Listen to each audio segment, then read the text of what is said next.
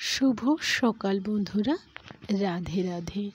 ভগবান শ্রীকৃষ্ণের অমৃত বাণী শুনি। ভগবান শ্রীকৃষ্ণ বলেন, কখন কোনো কিছু উপহার তখনই তা পবিত্র মনে হয় যখন তা প্রাপ্তির জন্য কারো কোনো মোহ বা মায়া কাজ করে না। উপহার তখনই মূল্যবান হয় যখন তা প্রাপ্তির লোভ কারো থাকে না। উপহার দেওয়া তখনই আসল পবিত্র বলে গণ্য করা হয় যখন সেটা আন্তরিকভাবে সঠিক সময়ে সঠিক মানুষকে দেওয়া হয়। উপহার সেটাই মূল্যবান যেটা তার প্রাপ্তির আনন্দ হয়, কিন্তু তা পাওয়ার লোভ জন্মে না। মনে তা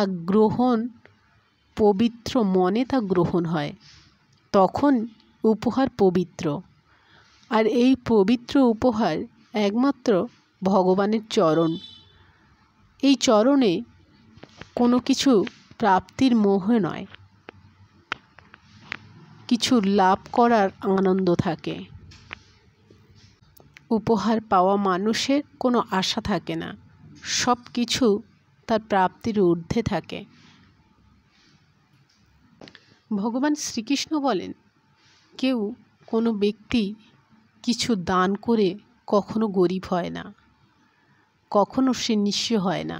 যে দান করতে জানে তাকে ভগবান কোনো না কোনোভাবেই তার হাতে সাহায্য পাঠিয়েই দেন, কারণ তিনি দেখেন এই মানুষ থেকে নিঃস্বার্থে সব কিছু দান করতে সক্ষম। তাই তাকে যোগানোর জন্য ভগবান স্বয়ং নিজে তার দুহাত ভরিয়ে দেন। তাই দান করলে কখনো কোনো মানুষ গরিব হয় না। যে কারো কেড়ে খায় তার কখনো পরিপূর্ণতা আসে না, তার লোভ বাড়তেই থাকে। দিয়ে খাওয়ার সুখ একমাত্র দাতাই জানে, যে তার মধ্যে যে তৃপ্তি সে তা অনুভব করে। তাই যে কেড়ে খায় তার কখনো পেট ভরে না, কিন্তু যে দিয়ে খায় তার কখনোই খিদে থাকে না, কারণ তার মনে আনন্দ থাকে, তৃপ্তি থাকে।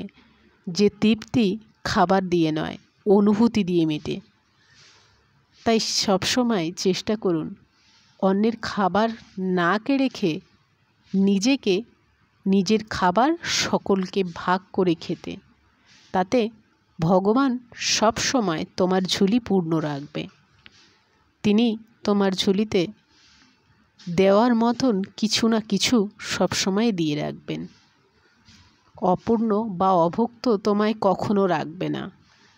তিনি তার কোনো না কোনো ভক্তর মাধ্যমে তোমার অভাবের সময় কোনো না কোনো মানুষ তোমাকে সাহায্য করার জন্য ঠিকই এসে যাবে। তাই সব সময় চেষ্টা করো নিজে পুণ্য অর্জন করতে।